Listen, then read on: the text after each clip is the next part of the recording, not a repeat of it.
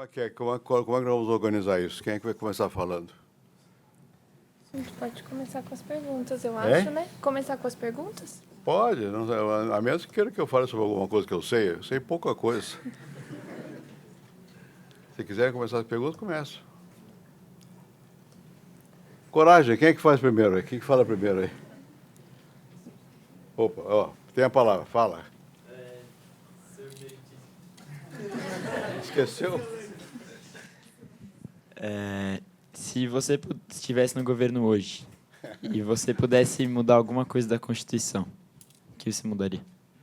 Eu mudaria hoje a regra dos partidos, porque nós, quando fizemos a Constituição, nós tínhamos um horror, como era natural, ao regime autoritário anterior.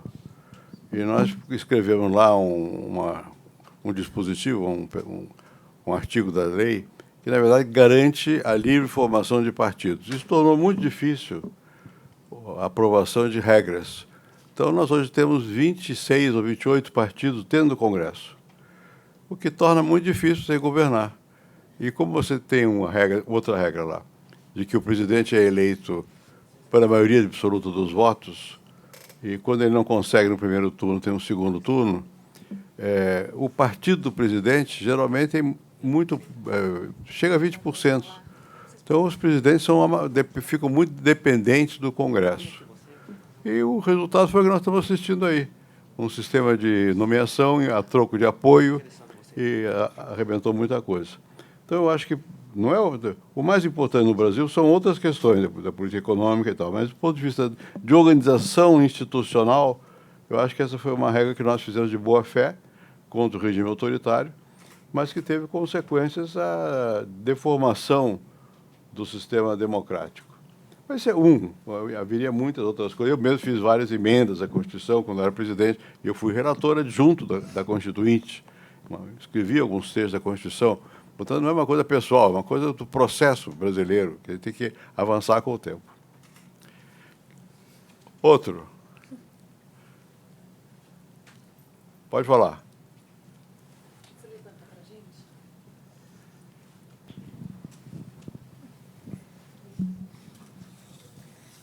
O senhor acredita que a melhora, por exemplo, o setor que você melhoraria seria a educação? Sim. Para resolver todo esse problema que a gente está passando no Brasil, por exemplo, corrupção. Você acha que a educação seria o resultado para tudo? A melhora da educação? Bom, a educação é fundamental. Agora, nós temos um país que tem uma desigualdade social muito grande.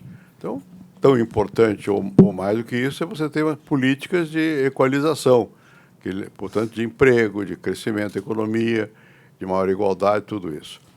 Agora, a educação é fundamental, e crescentemente, porque o mundo moderno é um mundo da tecnologia, da inovação.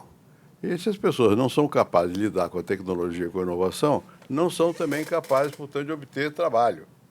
E isso vai... Deixa eu desligar isso aqui. Isso vai dificultar muito o futuro. Agora, a educação não resolve tudo. Vou dar um exemplo simples.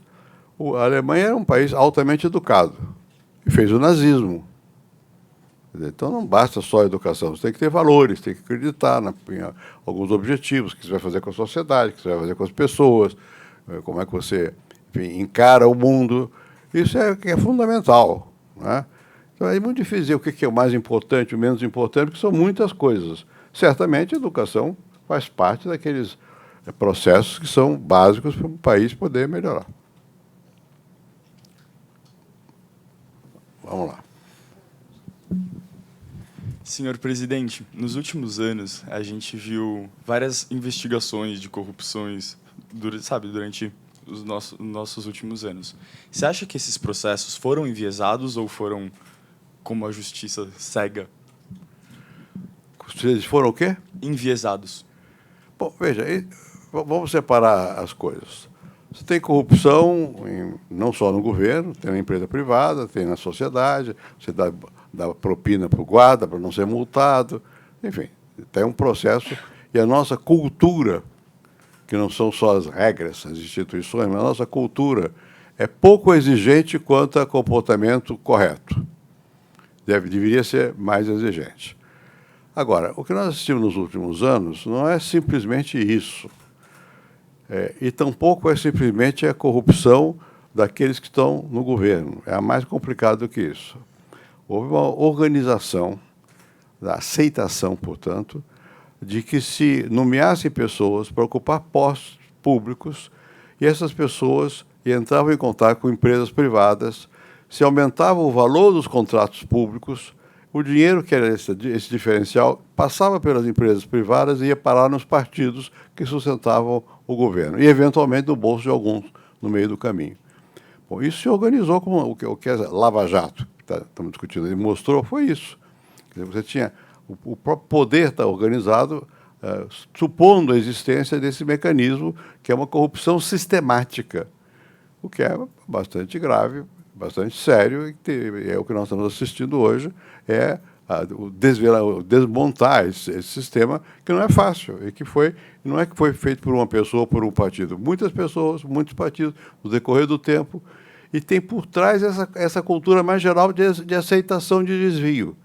Quando esse desvio se institucionaliza, ou seja, vira a regra que aconteceu, você só obtém o contrato se você der uma porcentagem e quem é a pessoa é do partido tal, que não sei o quê. Aí é uma tragédia, porque isso é corrupção da própria democracia.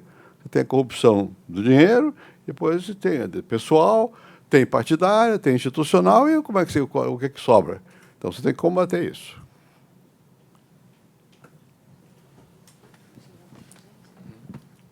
Boa tarde. O senhor acha que se a ALCA tivesse sido acordada entre os países da América, teria sido bom ou ruim para o Brasil hoje em dia? Vamos lá. O que é a ALCA? A ALCA foi uma proposta feita pelo presidente Clinton. Na verdade, foi o vice-presidente dele, quando foi ao México, fez uma proposta que era de aquilo que havia, que era um acordo comercial entre os Estados Unidos, o Canadá e o México, que chama-se NAFTA, que se estendesse para todos os países da região, da América Latina. O que significa esse acordo? Significa o seguinte: você ia baixar as tarifas que protegem a importação e exportação. Bom, em tese, para quem é favorável ao livre comércio, seria positivo. Qual foi a posição brasileira? Primeiro, a sociedade brasileira não sabia muito bem se devia apoiar ou não. Por quê? Porque a nossa indústria nasceu com muita tarifa protegendo. Vou dar um exemplo de coisas que estão vigentes até hoje. A indústria automobilística, que não é brasileira, que é estrangeira, por que ela veio para cá? Ela veio para cá, entre outras razões, porque nós pusemos uma tarifa. Ou seja, para importar o carro, você tem que pagar, sei lá, X% a mais. É mais barato para comprar, você trazer o capital, investir e fabricar aqui, que está sob a proteção. A indústria que vem aqui e fabrica aqui está protegida da competição dos outros que estão lá fora. Então, essa indústria que é protegida não gosta dessa abertura, porque vai tirar uma vantagem que é dela. E assim varia, vários setores, cada setor. Segundo lugar, os americanos, que dizem que não são protecionistas, protegiam muito a indústria deles, especialmente em certos setores. Setor agrícola, eles põem restrições. Naquele tempo, a questão do etanol, e por aí vai. Então, é uma briga comercial. Então, qual foi a posição do Brasil? Como havia muita discrepância, diferenças entre os vários setores brasileiros, não havia unidade, nós fizemos várias, digamos, restrições a como deveria ser a ALCA. Houve um dado momento que o presidente dos Estados Unidos mudou, era o presidente Bush, e a primeira reunião que o presidente Bush teve internacional importante foi no Canadá, era sobre a ALCA. Já não era mais o presidente Kennedy. Bom, e o presidente Bush, como ele estava ainda começando e tal, passou a minha abertura da conferência. Bom, eu fiz um discurso dizendo quais eram as condições que o Brasil colocava para que a ALCA fosse aprovada. Eram tantas que uma pessoa que vocês conhecem, que já morreu, que chama-se Hugo Chávez, que era presidente da Venezuela, estava sentado atrás de mim, pulou a cadeira e ele tinha feito uma combinação comigo. O Chávez era um homem muito impulsivo, e eu tinha contado a ele quais eram as restrições e tal. Ele disse: não, quando eu exagerar, você faz assim, diz ele a mim, que eu acalmo. Ele pulou da cadeira dele e fez assim para mim, inverteu, né? Porque nós estávamos com muitas restrições sobre a questão da ALCA. Em tese, é melhor que você tenha mais acesso a mercados, mas depende que haja reciprocidade. O que nós estávamos querendo é que os americanos dessem reciprocidade.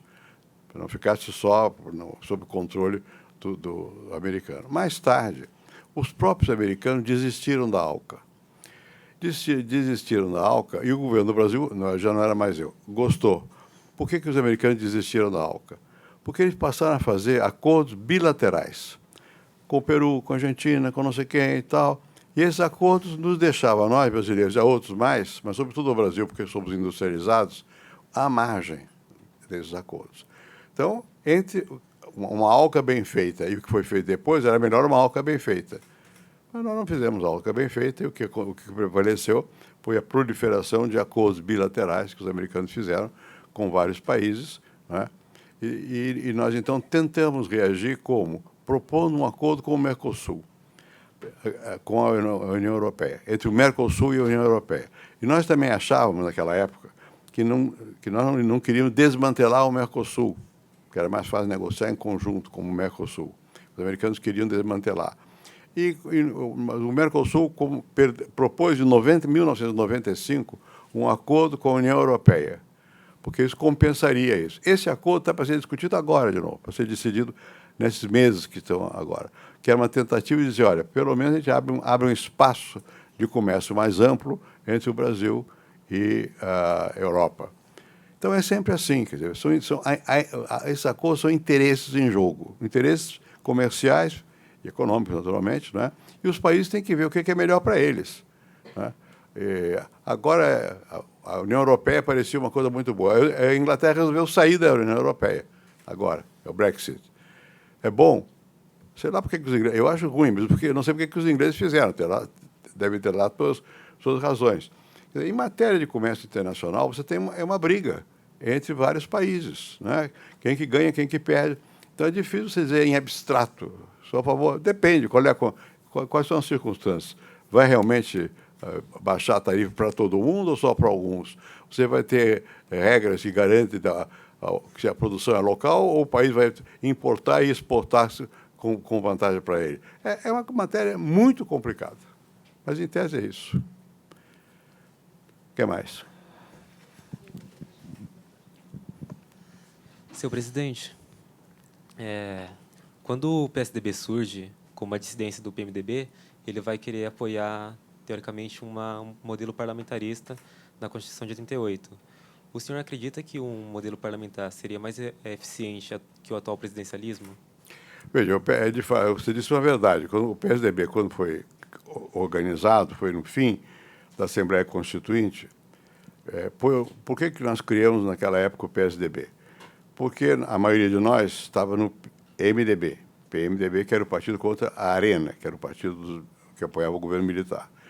Bom, só que durante o debate na Assembleia Nacional Constituinte, em 88, nós percebemos de que faltava homogeneidade. O MDB se dividiu muito. E havia, então, que o presidente da época, era o presidente Sarney, criou o Centrão, que era uma mistura de vários partidos para se opor a certas tendências que havia no MDB, sobretudo na questão da reforma agrária, que nós éramos favoráveis e o Centrão era contra. Afinal, houve uma solução intermediária, não sei o quê. Então, nós criamos o PMDB, o PSDB, para ser um partido um pouco mais homogêneo do que era o PMDB. E, entre as razões políticas, havia a questão do sistema de governo. Nós vivemos sempre no Brasil, desde a proclamação da República, sob o regime chamado presidencialista, que é o regime que existe, basicamente, nos Estados Unidos, que na Europa menos, né? Bom, nós queríamos um regime parlamentarista. O que quer dizer isso? Um regime no qual você pode eleger um presidente da República, mas ele é uma espécie de símbolo da nação. E você elege um congresso de deputados e que os partidos que formam a maioria desse congresso indicam o primeiro-ministro, que é, na verdade, o executivo principal.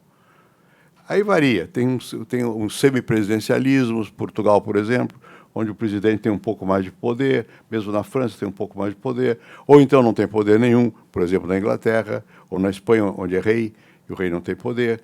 Quem tem poder é o primeiro-ministro, que vem dos partidos, etc., etc. Bem, então, a proposta do PSDB era que nós devíamos marchar para um sistema parlamentarista.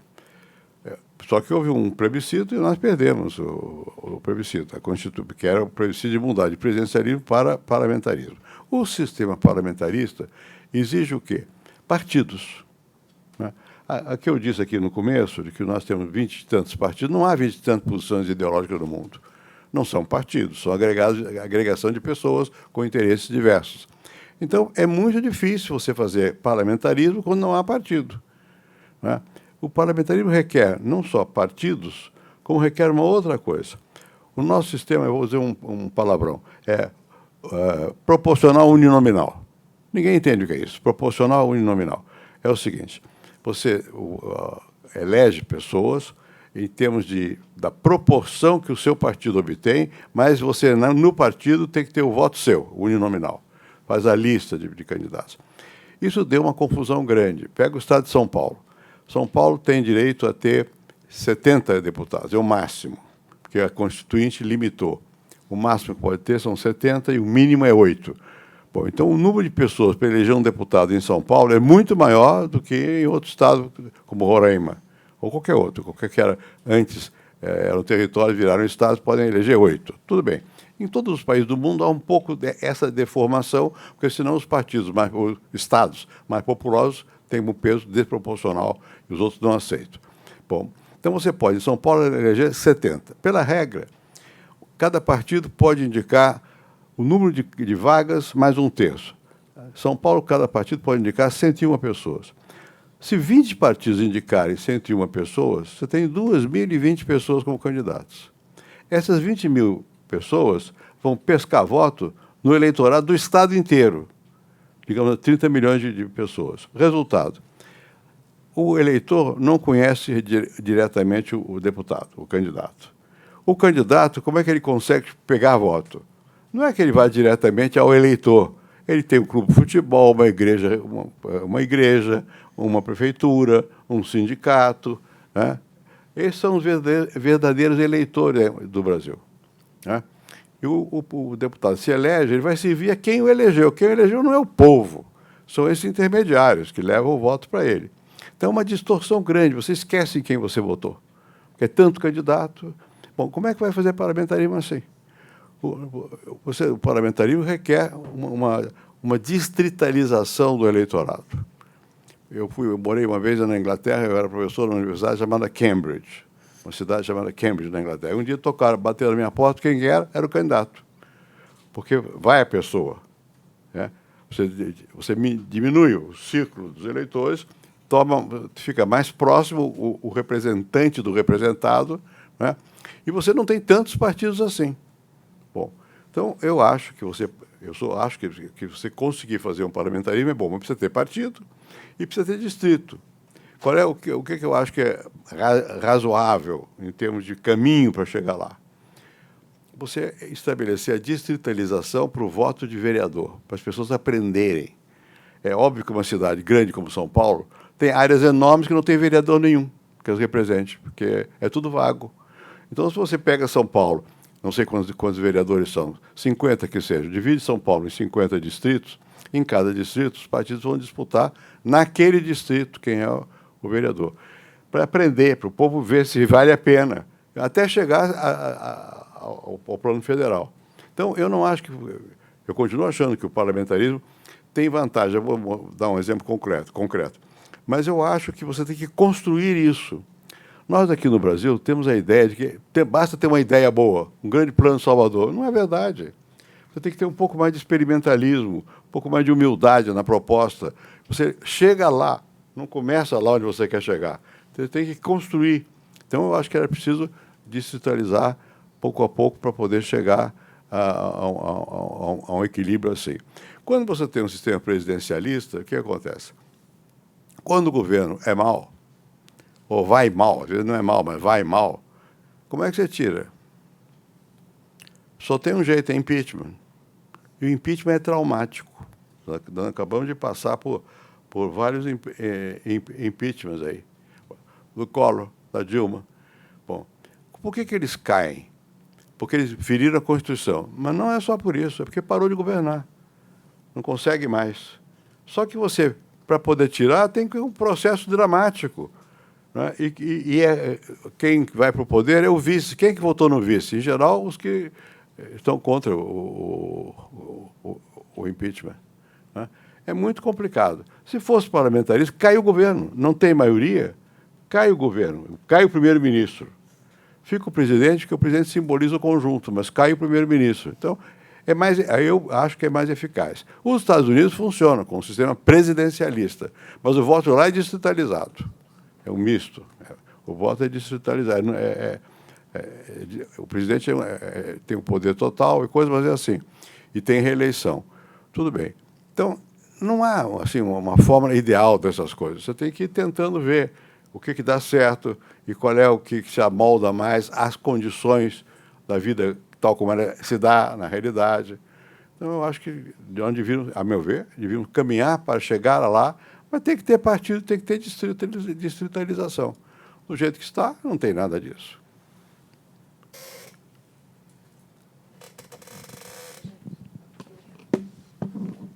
Boa tarde. O Mercosul ele tem passado por alguns momentos difíceis, assim, desde a sua criação. Então, eu queria saber o que o senhor presidente acha que deveria ser feito para que ele possa cumprir o objetivo que ele teve na sua criação. Vamos ver, o que foi o Mercosul? O Mercosul foi alguma coisa que começou lá atrás, quando o presidente Sarney virou presidente da República, faleceu Tancredo Neves, talvez o Sarney tenha sido o primeiro a olhar de novo para a América do Sul. E houve um começo de aproximação, depois veio o presidente Collor, e nós fizemos o acordo de ouro, chamado de Ouro Preto, que era um primeiro tratado na tentativa de chegar ao Mercosul. O que era o Mercosul? Era a união de Brasil, Argentina e Uruguai, com o propósito de o mesmo que eu falei da ALCA, ou seja, de diminuir as barreiras tarifárias entre esses países, integrar as economias desses países. Mais tarde, pouco a pouco, houve a ampliação do Mercosul, não completa, mas o Paraguai também estava no começo. Paraguai, Argentina, Uruguai e Brasil. Com certas dificuldades, porque no começo o entendimento maior era entre o Brasil e a Argentina. Eu não vou entrar em detalhes a vocês, porque vai cansá-los, mas não foi fácil incorporar os quatro. Depois veio o Chile, se associou, a Venezuela, mais recentemente se associaram. Bem, mas nós nunca chegamos propriamente a ter uma tarifa comum do jeito que era necessário. Muita gente achava que nós devíamos ter, enfim, acordos de flexibilização comercial e não real integração. O que é real integração? Não ter tarifa aduaneira, quer dizer, não pagar nada na alfândega. Para você ter uma real integração, é conveniente que você tenha também a distribuição do setor produtivo na área geográfica que tá integrada. Né? Eu, sem dizer isso, tentei. Por que sem dizer isso? Porque nós tínhamos um problema com a indústria automobilística e eu me lembro com a Ford, ou a Chevrolet, não me lembro, foram para o Rio Grande do Sul. E a outra queria ir também. Bem, eu achei que era bom. Por quê?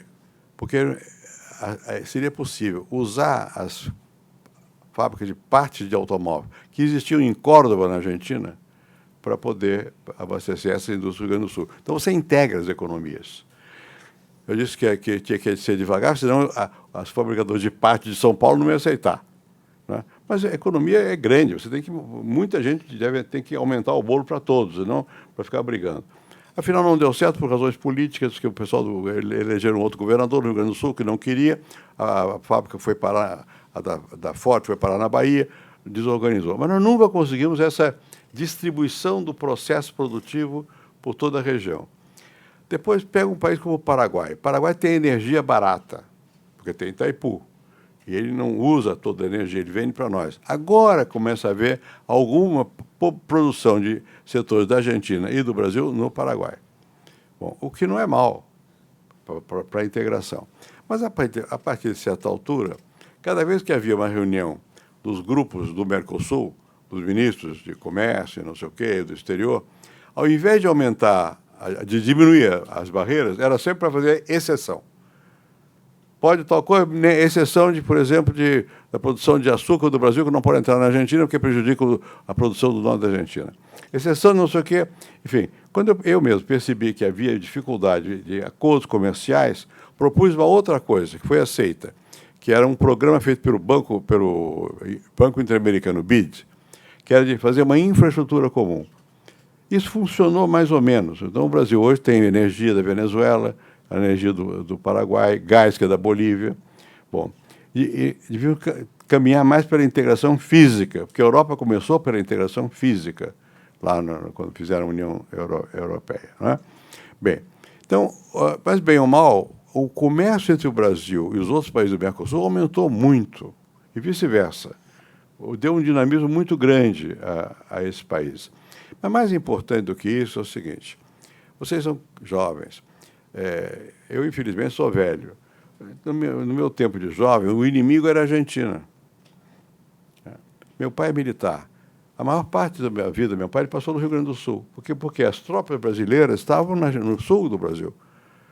Você ia para o Rio Grande do Sul, mesmo em outros estados, não tinha uma só ponte com a Argentina.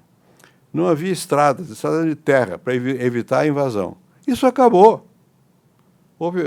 Acabou. Quer dizer, ninguém tem mais hoje... Quem que pensa a Argentina como inimigo de guerra? Ninguém. Sumiu. Não é? Você teve um fluxo enorme de pessoas, de ideias. Quer dizer, houve avanço. Não é só por causa do Mercosul. As relações se aproximaram mais, houve maior integração. Não é? Eu acho que o Brasil... Vou dizer uma coisa que... Eu estou fora do governo, posso dizer o que eu quiser, que não tem importância. Eu acho que o Brasil devia unilateralmente abrir seu mercado para os países da América do Sul. Unilateralmente. Não pede reciprocidade. Abre. Porque nós somos mais poderosos em termos industriais e em vários termos mais. E mesmo que não fôssemos, eu acho que aumenta a integração. Infelizmente, está havendo o oposto. O Trump, lá nos Estados Unidos, está querendo acabar com o que eles fizeram lá, com o NAFTA, com o que o Clinton tentou fazer, a integração da Europa, do Japão, a integração do Pacífico. Nós estamos andando para trás nesse sentido. As ideias que estão prevalecendo nos Estados Unidos são outras, são de protecionismo e tal. Eu acho que o melhor é você integrar mais e não desintegrar.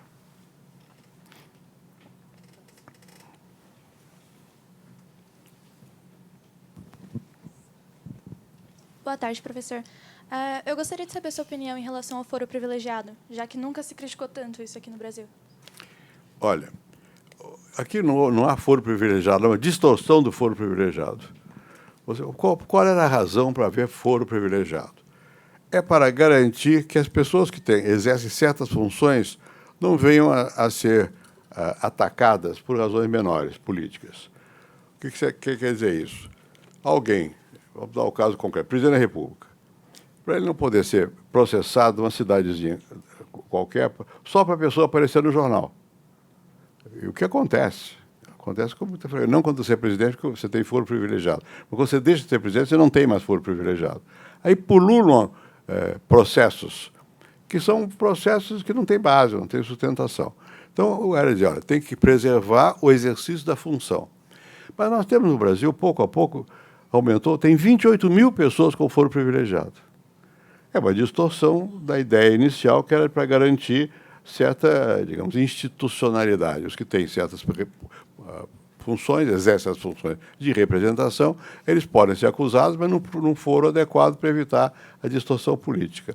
E, por outro lado, também, porque quando você está num município, você vai atacar o prefeito, e a justiça é muito ligada lá ao prefeito, então não acontece nada. Então você vai para o superior, que deve ser mais isento para julgar. Em tese, o foro privilegiado era para defender a possibilidade do exercício da função e a propriedade da acusação. Virou outra coisa, virou uma maneira de postergar a decisão. Não é? Então, você está se vendo o que acontece quando a pessoa tem foro privilegiado, ela vai para o Supremo. O Supremo Tribunal Federal, em tese, não é um poder apropriado para julgar crime. Ele é um poder apropriado para julgar as infrações constitucionais. Né? Bom, vocês viram o que aconteceu, vocês não viram, do mensalão. Leva um tempo enorme, levou 6 anos para julgar, porque o Supremo não tem a agilidade necessária para isso. E depois, se a pessoa tem foro privilegiado, em certos casos, não pode ser nem aberto o processo, porque o Congresso não deixa abrir o processo. Quando a pessoa sai do governo, aí sim, aí perde o foro, aí vai ter o processo. Ou seja, eu acho que tem que haver uma modificação disso. Há uma proposta, eu acho que é do ministro Barroso, no Supremo, reduzindo o foro privilegiado para certas funções e para certo tipo de crime. Você é presidente da República, dá uma surra na sua mulher, vai para a cadeia. Porque não agiu como presidente da República, agiu como pessoa, errado. Né? Ou matou alguém. Não pode ser julgado como foro privilegiado. Foro privilegiado é para quando você é acusado de alguma coisa que decorre do exercício da sua função. Você tomou uma decisão daquela função, alguém é contra, não sei o que lá, vai ao foro, e vai ao Supremo e não sei o quê. Eu espero que o Supremo Tribunal Federal tenha o bom senso agora, deles próprios tomarem a decisão, que já está lá para ser discutida, de reduzir o foro privilegiado, não só no sentido de quem é que tem direito a esse foro, mas também de que tipo de crime que vai para esse foro. Não é acabar com o foro privilegiado, porque a origem é para isso, é para dar a capacidade de quem está no cargo exercer o cargo, para não haver mesquinharia. Mas virou outra coisa, virou uma maneira de você postergar. De fato, não seria privilegiado, porque você não tem recurso mais. Quem é julgado pelo Supremo Tribunal Federal não tem a quem apelar. Quem é julgado na primeira instância tem a segunda, a terceira e a quarta. Então, não deveria ser um privilégio. Mas, como ele não leva tempo em qualquer circunstância, prescreve o crime. Então, o que está sendo discutido agora é se os crimes vão prescrever depressa ou não, o negócio da segunda instância. Passar para a terceira instância. Em tese, quem que pode ser contra? Ninguém. Mas, na prática, quer dizer outra coisa. Se não for para a prisão na segunda instância, não vai nunca. Porque você recorre, então você prescreve o crime. É isso. Quem mais? Boa tarde, senhor presidente. Durante as aulas de política no Colégio Siddhartha, assistimos ao documentário Quebrando o Tabu. Eu gostaria de saber o que impulsionou o senhor a perseguir de novo esse debate e questionar essas políticas que estão atualmente existindo sobre como tratar a droga e as influências delas na população. Bueno, como vocês devem saber, eu tenho uma certa noção da América Latina. Eu fui professor em muitos lugares por aí, eu tenho muitos contatos. E eu vi o que estava acontecendo na Argentina, no México e na Colômbia. Na verdade, a minha preocupação foi, olha, o sistema repressivo, tal como ele está simplesmente levando à desorganização política e social desses países. E comecei a tentar entender um pouco do que se tratava. Por quê? Porque a ideia criada pelo presidente Nixon nos Estados Unidos é que você tem que fazer a guerra às drogas com violência, põe na cadeia. Bom, e os resultados têm sido pouco favoráveis. Quer dizer, não tem diminuído o número de usuários de droga e você tem permitido a formação de cartéis, de bandidos, né, que ligam o comércio da droga ao enriquecimento deles. E depois, como isso implica na distribuição da droga, e isso implica no território, eles acabam dominando territórios. Bom, isso foi o que me motivou a discutir mais em profundidade. Eu andei, nesse filme vocês veem lá, eu andei em vários lugares do mundo para ver o que acontece, como é que é, onde é que dá mais certo e menos certo. Não há receita. É difícil você dizer, faça tal coisa que isso vai dar certo. O país dos que eu vi que avançou mais foi Portugal. Agora o Uruguai está tentando. Portugal fez o quê? Havia um momento em que a expansão do uso de droga era muito grande na juventude portuguesa. Na Europa, a droga principal não é como aqui, que aqui é a cocaína, né? Lá é a heroína. Eu não sabia dessas coisas. Eu fui ver a cocaína da moleza, a heroína da agressividade. A heroína talvez seja até mais complicada. Só que a heroína tem um substitutivo, metadona. Eles injetam metadona, a pessoa pensa que está tomando heroína e metadona não faz os efeitos da heroína. Mas não é isso o fundamental. O fundamental é que eles tomaram uma decisão. Aliás, vai haver um debate aqui, chama-se João Golão, o português que organizou a política lá, vai virar ao Brasil. eles tomaram a decisão de dizer o seguinte, olha, primeiro, o usuário da droga não é a mesma coisa que o traficante. Não adianta botar o usuário na cadeia. O usuário, se for o caso, tem que ser tratamento médico. E, em qualquer circunstância, não adianta registrar para não discriminar. Se entrou no circuito da polícia e do sistema judicial, está marcado para o resto da vida. E fizeram várias outras medidas desse tipo lá em Portugal. Eu fui lá ver o julgamento, tem órgãos administrativos que podem até penalizar, obrigar o usuário a fazer trabalho social, enfim, coisa assim. Mas não vai para a polícia, nem vai para o sistema judiciário para não ficar marcado, para não ficar taxado com esse drogado. E fazem campanhas contra o uso da droga. A uma certa altura, houve discussão sobre o tabaco. A pessoa que era o chefe da Organização Mundial de Saúde, chama-se Gro Brundtland, é uma senhora, foi primeiro-ministro da Noruega, e ela teve um papel muito importante, não só aí, como também na questão do meio ambiente. E ela brigou muito, porque havia tendência vamos proibir a droga, o tabaco. Bem, disse, não adianta proibir o tabaco, vamos controlar a qualidade e fazer campanha contra o uso do tabaco. Tirar o glamour do tabaco. No Brasil, o tabaco era 30%, hoje é 10%. Hoje quase que é uma discriminação de quem fuma. Antes eram exibicionismos de quem fumava. Na televisão, no cinema, propaganda de cigarro. Isso foi acabando. Quer dizer, houve seguidas campanhas de desprestigiamento do uso do tabaco. Bom, as outras drogas tem que fazer a mesma coisa. Lá em Portugal, eu disse, por que vocês não separam droga leve de droga pesada? Porque não existe tal coisa. Uma droga leve usada com muita intensidade é tão danosa quanto uma pesada usada de vez em quando. E é verdade. Quer dizer, se você pega o álcool, que talvez seja mais difundido até do que o tabaco. Bem, quase todo mundo toma de vez em quando um copo. Vai comer um leitão, come com cachaça, que é um álcool fortíssimo. Agora, se você acorda de manhã e pede uma taça de cachaça, todo dia você está doente. Vai arrebentar seu fígado, você vai ficar inválido. Não pode. Não é? Você tem que dosar a coisa. E tem que haver educação, tem que explicar, tem que quebrar o tabu, tem que explicar por que quem usa, como é que mal faz, que mal não faz, como é que... Bom, é claro que Portugal é um pequeno país, o Brasil é um país enorme. O Uruguai é um pequeno país, o Brasil é um país enorme. Na nossa situação, é dramático o que está acontecendo, porque não é questão do usuário. Aqui tinha uma lei que dizia que o usuário não vai para a cadeia, só que a lei não definia a quantidade de droga que era considerada de uso e aqui não é. Se você é pego na rua, sobretudo se você for mais pobre e negro, vai para a cadeia. E não vai para a cadeia como usuário, vai como traficante, como não está claro. Agora o Supremo Tribunal aqui no Brasil está para decidir isso também. Por que não especifica melhor? E tal. Bom, então você tem que combater. O que está acontecendo aqui? Aqui expandiu muito o uso de droga.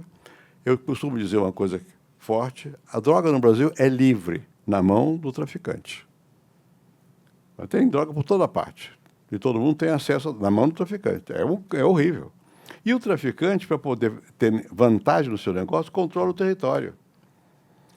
Infelizmente, os brasileiros, muitos brasileiros, não conhecem a realidade. Eu não conheço tão bem São Paulo, mas vai ao Rio. Eu fui. Vigário Geral. É uma comunidade. Do meu tempo se chamava de favela. É uma comunidade. Bom, vai lá à noite para você ver como é que você entra lá. Primeiro você vai, eu fui presidente da República, sozinho. Se eu for com segurança, é tiroteio. E no meu caso, eu tenho que avisar a polícia que eu vou para eles não irem lá. Não é para eles me defender, para não irem lá. E você, para entrar lá, tem uma luz que acende, uma cancela que se abre. Aquilo não é território controlado pelo Estado brasileiro. É controlado pelos traficantes da região. Isso que eu estou dando o lado, aspas, benigno, tem um lado maligno. A população toda está sob controle. E tudo está todo na mão de grupos, de facções criminosas, poderosas e violentas, e que se matam entre elas, por causa do território. E que impõem regras também. Não queimavam vivo com os pneumáticos, não tocam fogo vivo na pessoa, não condenam. Bom, e não tem muitas facções.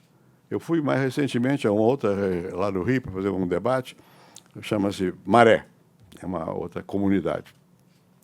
Você entra na Maré, tem o Museu da Maré. O Museu da Maré é um museu, uma sala, sei lá o quê. Eu fui lá debater no museu, fui com a minha mulher, para carro. Debate, você entra lá, aquilo. Quando eu era jovem, eu fiz muito estudo sobre negro no Brasil, discriminação racial. Então, isso não é estranho para mim, favela, comunidade, pobre. Bom, você entra lá, não tem nada esquisito também na Maré. Tem um barzinho, tem a igreja, tem a farmácia, tem criança na rua, tem o museu, tudo bem.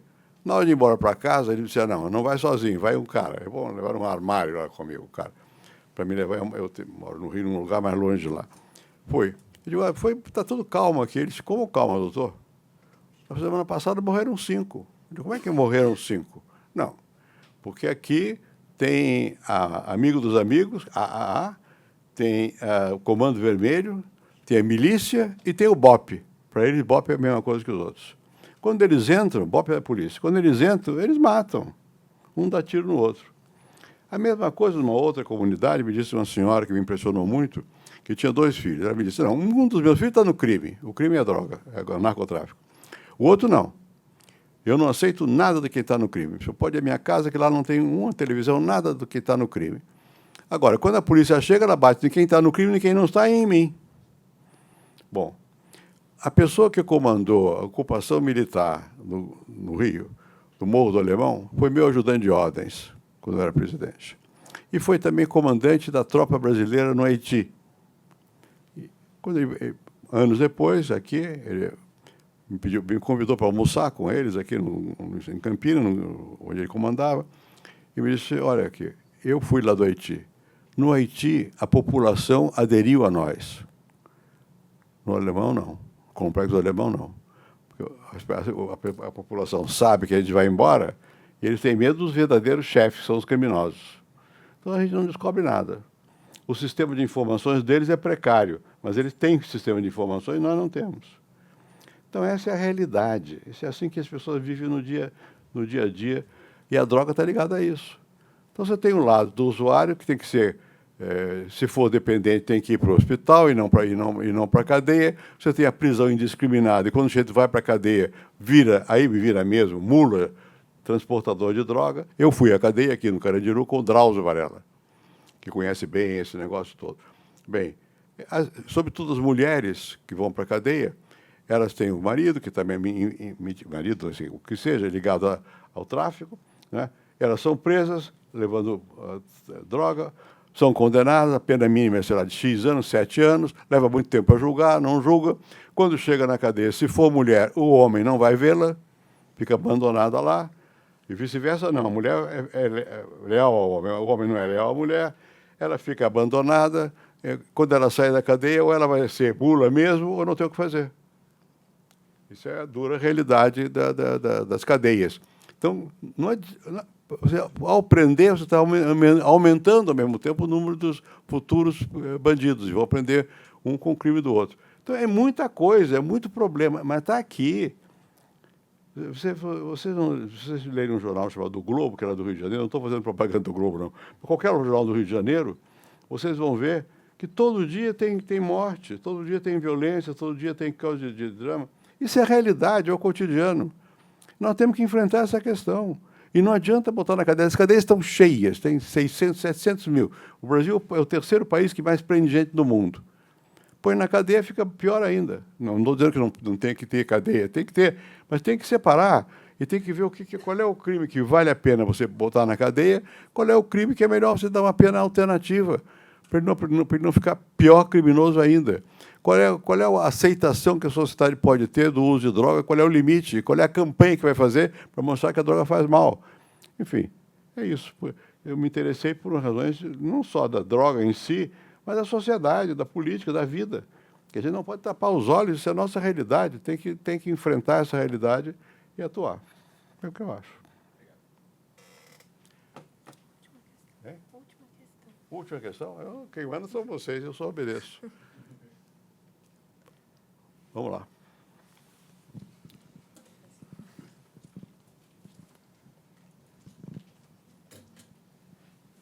Senhor presidente, o seu governo foi marcado por diversas privatizações de empresas estatais. Eu queria saber a sua opinião em relação ao cenário atual da política. Se pode ser uma solução para equilibrar as dívidas do governo. Pois não. Veja, essa questão é uma questão muito complicada e central. Eu não sou, em tese, nem estatista nem privatista. Eu sou, em tese, eu acho que tem que haver concorrência. Né? O maior mal numa economia é o monopólio. Você tendo um monopólio, você não tem inovação, você não tem referência, não tem o que fazer. Então, haver um setor público e outro privado não é em si mal. Né? Agora, precisa ser não monopólio. O que aconteceu com as privatizações no Brasil? Primeiro era uma lei, não foi do meu tempo, foi anterior a mim. E a lei foi feita em função da seguinte questão. As empresas, sobretudo as siderúrgicas, no caso, lidavam com aço e tal, ferro, começaram a dar prejuízo e o governo, então, incorporou as empresas. E havia movimentos, e elas tinham dívidas elevadas, de desestatizar as empresas. Bom, depois houve a privatização das telefônicas. Por quê? A telefonia no Brasil tinha dado um salto grande. Dado um salto, diga-se a verdade, na época do regime autoritário. Mas, tecnicamente, fizeram. Só que eles fizeram uma companhia em cada estado. E, às vezes, mais de um. Alguns estados, como São Paulo, tinha mais do que uma. E tinha mais a Embratel. E cada companhia você tem que nomear 5 diretores, não sei quantos conselheiros. E passou a haver o butim das companhias, quer dizer, os partidos políticos, eu quero tal pedaço da companhia, nomeio um diretor, não sei o quê. Uma vez eu era senador, um deputado aqui de São Paulo estava brigando por causa disso, e ele disse, mas por que você vai ter? Você tem voto lá? Ele não tem voto, ele tem recursos políticos, quer dizer, tem nomeação, eventualmente dinheiro, recursos, não sei o quê, e tal. Bom, então era isso, quer dizer, houve a apropriação das telefônicas pelos setores ligados ao poder. Mas não era essa a questão ainda mais decisiva, era outra. Você tinha que inovar e o governo não tinha dinheiro. E as empresas davam prejuízo. E você não tinha dinheiro para fazer investimento suficiente e o mundo estava mudando. Então, nós privatizamos. Como privatizamos? Fizemos concorrência.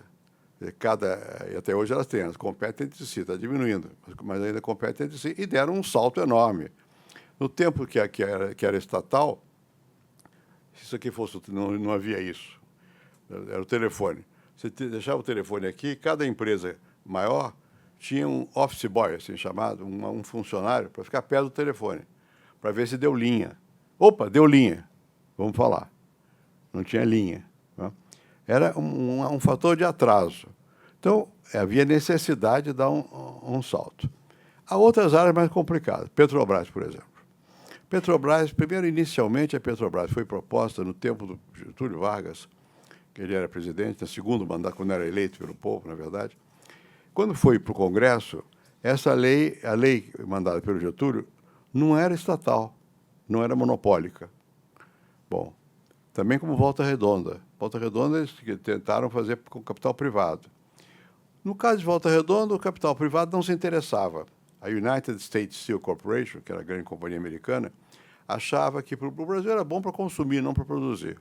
O Getúlio jogou e fingiu que ia apoiar os alemães, o Grupo Krupp, e conseguiu obter, por causa da guerra, obteve vantagem, o Ex-Import Bank financiou para poder fazer a siderúrgica nacional. No caso das telefonias, é o que eu disse a vocês dessa maneira. No caso do petróleo, a lei inicial do Getúlio não era totalmente estatizante. Bom, depois aquilo passou a ser uma bandeira. Como eu disse a vocês, meu pai era militar, meu pai era general. General chamado do petróleo, porque era totalmente favorável. Eu fui tesoureiro do Centro de Estudos de Defesa do Petróleo, a favor do petróleo é nosso. Por que isso? Porque não havia, o capital estrangeiro não vinha para cá, não queria, nem o nacional nem o estrangeiro. Algum nacional havia. Monteiro Lobato teve um esforço de fazer nacional, não sei o quê. Houve um americano que veio para cá, chamado Link, fez um relatório. O relatório dizia o seguinte, que nós tínhamos que procurar petróleo no mar. Aquilo foi considerado por nós, que era a favor do monopólio, na época, como se fosse uma manobra para não haver petróleo. Ele tinha razão, o petróleo está no mar, né? Bom, mas a gente via, na nossa visão da época, era uma manobra americana para não explorar o petróleo. Bom, o que nós fizemos com a Petrobras? Quebrar o monopólio. Não, ela continua sendo uma empresa estatal. Não é bem totalmente estatal. Qualquer um pode comprar a ação da Petrobras. E pode até fazer IPO e lançar no estrangeiro, não sei o quê. Mas ela tem que concorrer. Porque a fixação do preço do petróleo era muito difícil, porque nem o governo sabia. Porque a burocracia da Petrobras tomava conta disso. Nós, no Brasil, confundimos muito o ser do governo com o ser do povo. Não é a mesma coisa. Você tem que, o critério, a meu ver, fundamental é qual é o interesse do povo. Não é qual é o interesse da burocracia, nem do partido. Nós misturamos e achamos que está na mão de um partido, na mão da burocracia, é do governo, é do povo. É estatal, é do povo. Não. Depende. Se ela estiver aumentando a produtividade, baixando o preço, é bom para o povo. Mas como é que você faz baixar o preço? Pelo menos em tese, concorrendo mais, tendo mais criatividade, mais produtividade.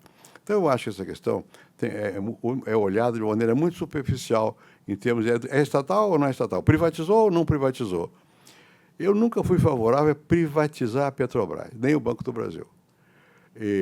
Embora eu ache que, no caso do Banco do Brasil, nós temos muitos bancos públicos que duplicam a função. A Caixa Econômica e o Banco do Brasil fazem coisas muito parecidas.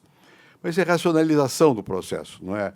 Por que eu nunca fui favorável a isso? Porque eu acho que certos instrumentos o governo tem que ter. Dispor de uma companhia de petróleo que tenha concorrência e que seja aberta, como é a Petrobras, não faz mal. Dispor de um banco como o Banco do Brasil, que hoje é uma companhia aberta também, relativamente aberta, não faz mal. O importante é você transformar as empresas estatais de entes burocráticos em corporations, quer dizer, em empresas que olham a competição, o mercado, a qualidade do produto, baixa o preço. Isso é que é o decisivo. Então, pessoalmente, eu acho que é bom que haja uma multiplicidade de tipos de companhia, que haja competição, que é o fundamental, e o governo tem que ter capacidade de regular. Por que nós criamos, no meu governo, agências reguladoras? Porque nós vamos fazer a privatização das telefônicas. Ou faz com a Anatel, que garante o contrato, mas garante também o consumidor, e impõe regra de investimentos, não sei o que lá, ou você não tem um olho público. O olho fundamental é o do público, é o interesse do povo. E nós aqui confundimos o interesse do povo com o interesse da burocracia. E a burocracia faz questão de dizer que ela representa o povo. Não necessariamente. Não necessariamente. Às vezes ela representa uma corporação que quer se defender e toma conta, e os partidos se acoplam a essas corporações. Por que partido vai ter que nomear diretor da Petrobras? Qual é a lógica para isso? É a lógica patrimonialista, tradicional, brasileira, misturando o público com o privado. Então, eu acho que a gente tem que discutir com mais profundidade essas questões. Não é ser em tese privatizante ou em tese estatizante. Em tese, o que é melhor para o povo nessas circunstâncias? Né? Por que virou, eu disse que o Getúlio mandou lá, era privado. Por que virou estatal? Porque o privado não vinha. Se não fosse o governo ter posto o dinheiro, não ia haver. Então, o governo tem que pôr dinheiro, o governo tem que ter iniciativa também empresarial inovadora em certas áreas, né? A função dele. Mas quanto mais você tiver uma cooperação entre o setor público e o setor privado, e, sobretudo, o setor da sociedade civil também, não é só Estado e mercado. Você tem muita coisa que não é nem Estado nem mercado. E que no mundo moderno, o que não é nem Estado nem mercado, vai ter peso grande também. E é bom que tenha peso grande. Enfim, a gente tem que evitar essa simplificação das coisas para polarizar e entrar em choque. Isso não leva à democracia nem ao progresso. O que leva à democracia e ao progresso é você poder ampliar, discutir, um ganha hoje, perde amanhã, volta, não sei o quê, criar um certo clima de aceitação da diversidade e da tolerância do outro. São, a meu ver, são requisitos fundamentais, tanto na economia quanto na política. Tem mais alguma última questão? Ou vocês estão com fome? Fala.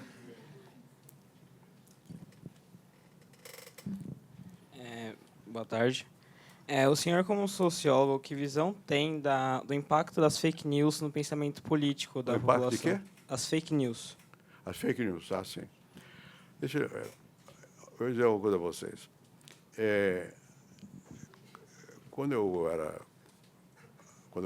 fui ser candidato ao Senado aqui no Brasil, eu era professor nos Estados Unidos, em Berkeley. Não, foi antes disso. Eu não era, não. Estava aqui. Era o regime autoritário, ainda.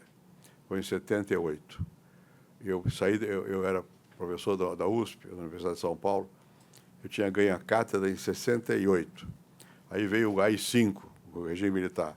E em 69, eles compulsoriamente me aposentaram, me tiraram da cátedra.